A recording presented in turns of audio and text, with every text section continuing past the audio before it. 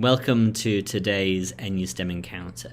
Today we've got for you Dr. Matt Pound, who works at Northumbria University. He is a paleontologist, so he's really interested in fossils. So Matt, can you tell us a little bit about who you are and what you do? Sure, yeah, thanks, Joe.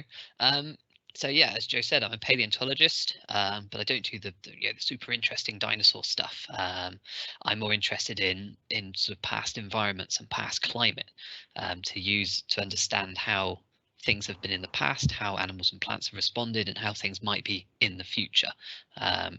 So I've done a little bit on dinosaurs. There's the picture here of a group of us in Portugal with a dinosaur nest in a net that we've just hacked out of a cliff face, and we're taking back up to the museum. But what I do more is fossil plants, which don't sound as exciting, but are far more useful for understanding climate change. There's some lovely pictures here of fossil wood.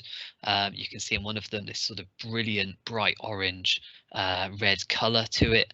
I mean, this is beautiful preservation. It's mummified rather than fossilized, and it's about 12 million years old. And despite that age, you could still burn it. It's incredible wood to work with. But beyond that, what's even more useful is fossil pollen. Although that sounds even less exciting than fossil wood, it's really useful because if you think about how much pollen gets into the atmosphere, if anyone suffers from hay fever, you'll know just how much pollen gets into the air at times. You get huge amounts of this in the fossil record. The problem is you just can't see it. If you pick up a rock, you can't tell if there's pollen in it. So we sort of take the rock back and we dissolve the rock using very strong acids, or we just wash it through a sieve if it's a soft rock. And then we look at the pollen under the microscope, and each plant produces a unique type of pollen, and they all look subtly different. And so from the pollen, you can tell what kind of plant made that pollen, which then tells us what plants were growing in the area. This is really interesting because plants are adapted to particular climatic conditions. Some plants like it hot. So if you think about, tropical beaches, warm seas, then you're thinking palm trees. Palm trees can grow in the UK, but they don't do brilliantly. It's just not warm enough here. What we have in the UK is things like oak and beech and hazelnut. So if we find these, we know we're looking at kind of a UK type climate. And then if we're thinking cold places, we're thinking, Christmas trees, firs and pines and other conifers. So if we're seeing lots of these, then we can start to think about colder climates. So we can reconstruct past climates from our fossil pollen assemblages. And that's effectively what I do. Ah, fantastic, Matt. That's really interesting. So you look back in time at fossils, and those fossils, the pollen within those fossils tell you what kind of plants were in this place 10, 20 million years ago, that kind of thing. Yeah. And the great thing about pollen is it's preserved so well, we can find it right back to the origin of flowering plants.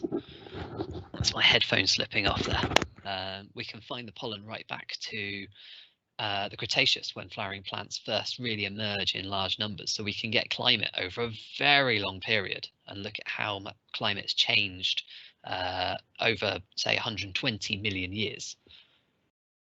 So Matt, thank you for that. Could you tell us a little bit about what you've found out about the climate?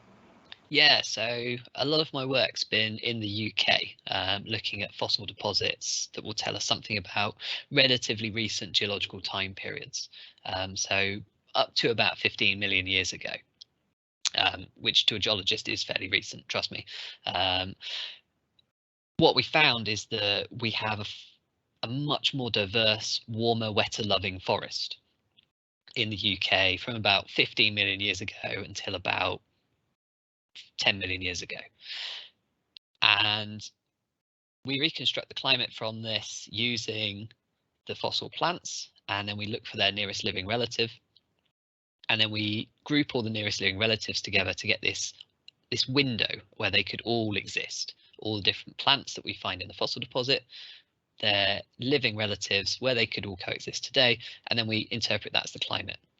And one of the sites we've looked at in Wales, so on the Isle of Anglesey, is quite significantly warmer and wetter. This one's about 15 to 14 million years old, we think.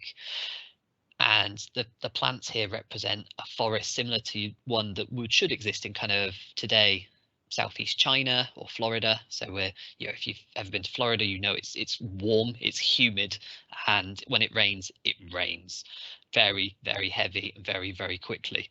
And we can reconstruct this for Anglesey 15 million years ago. So if you think warmer, wetter, and in fact we can say it would have got about 150% of the rainfall that Anglesey gets today.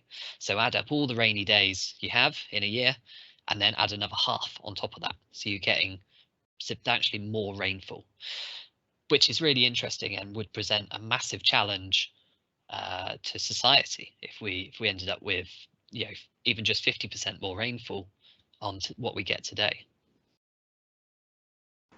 Brilliant, thank you for that, Matt. So we're looking back in time then, so you can take this place in Wales and think, right, what does it look like? How many million years ago did you say there? About 15 million years ago, and just by looking in the past we can kind of think about what it might look like in the future. Yeah, so we get an idea of how different things were under CO2 levels that human beings haven't experienced until the coming century. So CO2 during this time period about 15 million years ago maybe was somewhere between 400 and 600.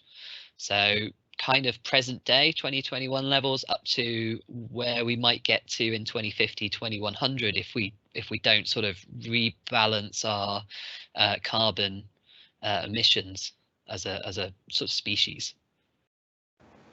Brilliant, thank you for that, Matt. So we're asking all our climate experts to pose a big question to the class to discuss today. So your big question, would you like to share it with us? Yeah, sure. So my big question is kind of based on this idea we could have a lot more rain in the UK, because that's really interesting and it presents a big challenge. If you think about the news, particularly during the winter, there's often a lot of flooding in the UK, and lots of people's homes are on floodplains, are near rivers, and it presents a huge challenge. It's catastrophic to the people whose homes are flooded. So how could we adapt to having a lot more rainfall in the UK? What could we do to mitigate this, to adapt to this, to deal with this as a society? Brilliant. Well, thank you very much, Matt, and thank you for spending the time talking to us today about your work. I hope you've enjoyed talking to us. I have. Thank you, Joe. Well, thank you, Matt, for that really interesting interview this morning. And I hope the class have got time today to get their teeth into your really big question there. Thanks again for your time, and I look forward to seeing everybody else later in the week with another NUSTEM COP26 Encounter.